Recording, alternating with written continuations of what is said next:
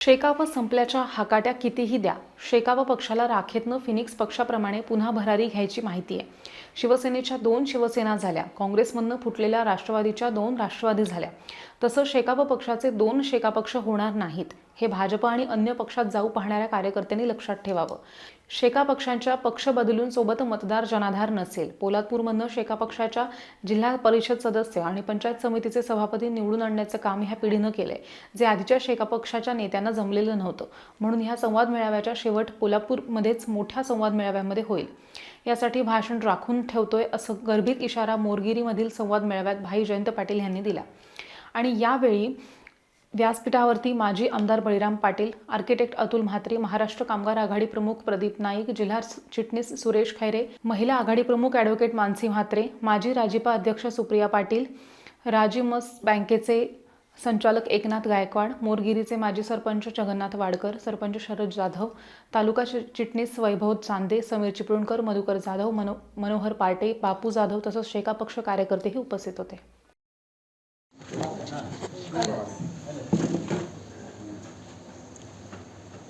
आपण पोलादपूरला या महिन्यामध्ये या 8-10 दिवसांमध्ये या संपूर्ण दौऱ्याचं संघटनात्मक रित्या जे काम करायचं ठरवलेलं आहे. तरुण कडकदार जिल्हा चिटणीस आता होत आहेत, प्रशासकीय त्यांना भरपूर अनुभव आहे आणि त्याचा फायदा आपल्याकडे घ्यायचा आहे. आणि एक तुम्हाला सांगतो, गांधी आता तुम्हाला बोलायची तक्रार करायची वेळ येणार नाही.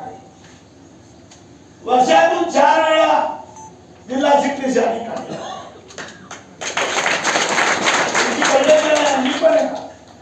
आपण संपूर्ण चित्र या ठिकाणी बदलून टाकू. पोलादपूरला पुन्हा जिवंत करायचं आहे. हे पोलादपूर कोण तुम्हाला माहिती आहे का? आपण करत असताना आम्ही कधी आमदारकीचा कधी पगार सुद्धा घेतला नाही. माझ्या कमाईचे 25% पैसे मी गरिबांच्या शिक्षणासाठी खर्च करतो. मी अनेक इंजिनियर आणि डॉक्टर बनवले, कधी घेतलंय माझ्या पैशातून बनवले. पण वेगळ्या माझी बँक आहे, यांना माहिती आहे, जुन्या लोकांना शून्य होती. 35 कोटीची बँक आज 7,000 कोटीवर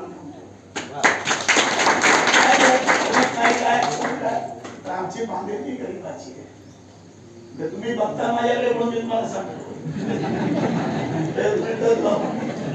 माझ्याकडे 5-6 हजार कर्मचारी आहेत.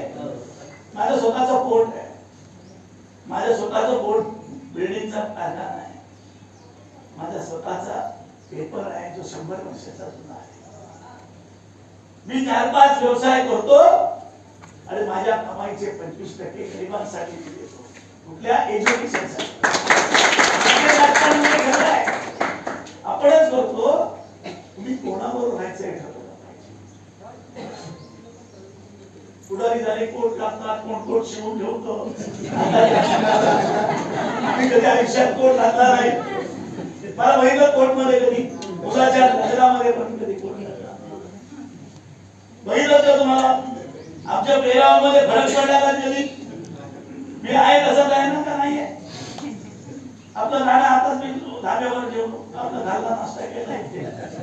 आपल्याला गरिबाची भाकरी चांगली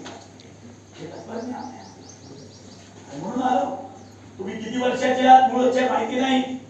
या गावात वडिलांबरोबर आलो. इथून कुंपणकडे जायचा रस्ता नव्हता, लोक चालत जायचे. किती किलोमीटर आहे कुंपण? 28